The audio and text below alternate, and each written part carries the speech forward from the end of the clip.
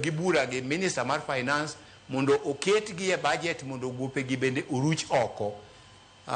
Dr. William Samoei Ruto ma en ker marwa nyocha osedhi mbele morucho gope duto te mag kambe mane Soni nigodo, mane Muhoroni nigodo, mane Chemelil nigodo. Miwani bende noa promise wani cases man Miwani nyocha wawacho ni mambo ni matatu, wadwani mondo cases go ogolo ke court mondo Miwani bende revive.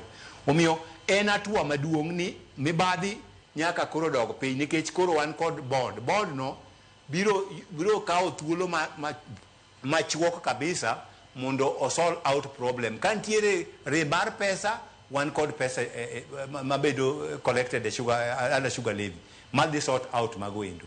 So en thuolo makende mwadwaro ni achiel kuom gigo manyaka wawinjire ni mibadhi ok nyoche nitiere e kambe go kende, ne nitie mibadhi e management mag riwruok mag jopur niang'. Kidhi Muhoroni Musoko nomigi gik moko tingni mag pur, equipment mang'eny gi pesa mang'eny.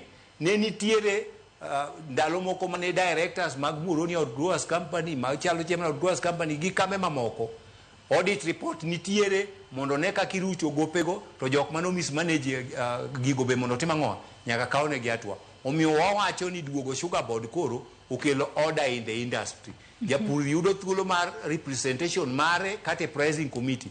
Sama wuoyo kodi ni composition mar pricing committee oting'o jopur ariyo kende. To sani under Sugar Act wan kod directors mabe jopur oyiero madhi riwore gi jopur niang' ariyo mabedo nominated gi Apex Body madhi bet e pricing committee kacha. And achiel kuom mano madhi kelo nwa dongruok en ni waseloso the entire cost of production. Wang'eyo ni mondi pur niang' pur niang' mibusi mitim gigo duto te kitere factory cost mar production en ang'o. Tieni japur niang' nyaka bi chul pesa moting'o cost of production to kod ohala ne.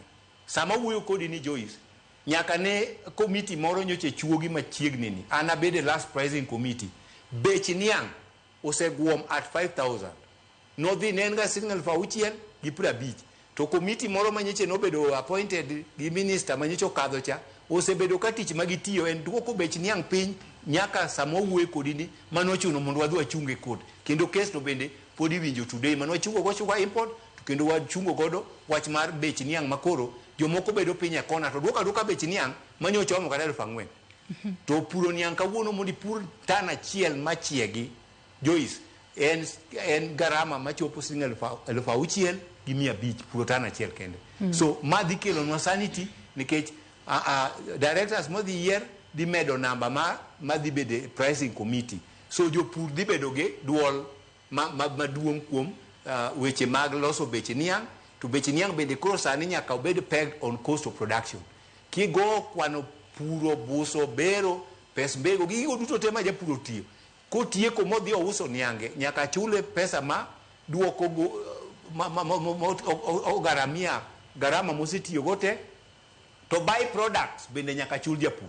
Sama wuoyo kodi nyaka report oseikore midhi chul japur. Molasses wase diye chakre Januar ka molasses idhi chul japur. Nitiere another buy products machalo kaka bagas. Kidhi e kambe gi chone giriembo bola gi stima. Sani giriembo bola gi bagas mawuok ang'owa e niang' ma japur. Kidhi e kambiwa ma Kiboska giloso nyaka fertilizer kowuok kuom mad filter. Mad filter en chuodho mawuok e niang' no. En bende en ang'owa en fertilizer en mbolea makiole puodho to koro kidhi nyiewo mbolea mar 5,000 ni dhi kete puodho. So wan kod atwa mang'eny mwagoyo ma japur gikone kaber by higa manyien onego chul japur siling 6,000. Ki miye pesa mar niang' no tichaki mede pes molasses mar bagas makoro stima ok giriembo go bola cha en bende kwachak wadhi wamede awacho ni mbele iko sawa. Awagino ni